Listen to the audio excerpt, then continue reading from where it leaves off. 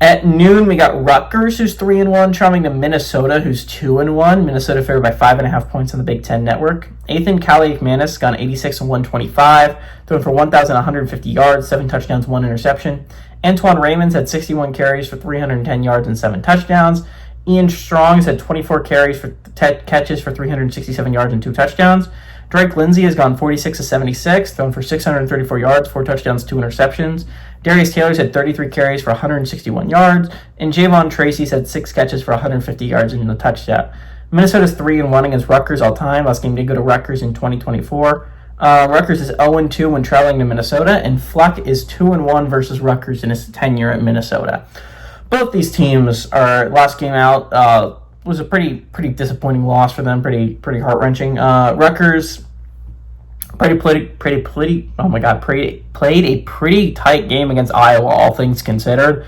They just came out on the losing end of it. That's a good Iowa team. It's not that rough of a loss if you're Rutgers from that perspective. But from the perspective of a team that maybe wanted to try and make a college football playoff push this year, with the talent they had offensively, that was a rough loss to take. Again, I said it last week when I was talking about the Iowa-Rutgers game. When those two unranked teams were playing, really neither could afford a loss. Rutgers really could not afford a loss.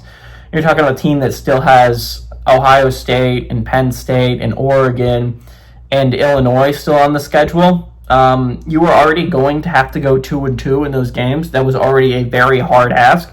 Now you're being asked to go 3-1 in those games. Ridiculously hard ask. So that was a rough loss to take for Rutgers. Obviously, you can't take a loss here on the road against Minnesota, especially if you want to go bowling. Those 4 teams I just listed are on Rutgers schedules. If you lose all of them, you already have a loss. You got to go 3-1 in your other games that aren't against those teams. So again, you can't afford to be losing to Minnesota if you're going to try and go bowling this year. The Golden Gophers, on the other hand, that loss to Cal really, really hurts. Because if you were Minnesota, you looked at the schedule and you were like, that is a schedule that's laid out for a chance to go to the college football playoffs, right? Because they draw Oregon and Penn State, yes. But if you assume you lose both those games, they were able to avoid... No, they don't play Oregon. They play Oregon and Ohio State, not Oregon and Penn State. They play Oregon and Ohio State, right?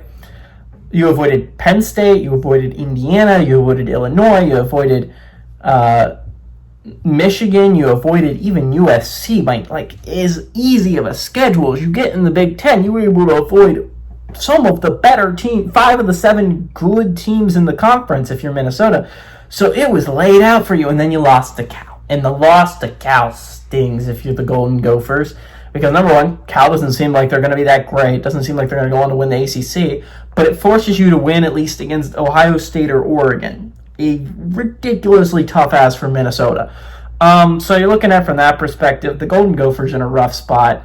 So I think this could go either way, in all honesty. Rutgers is going to force you into a shootout. That's just the way it works. Their defense is really bad, but their offense is really damn good.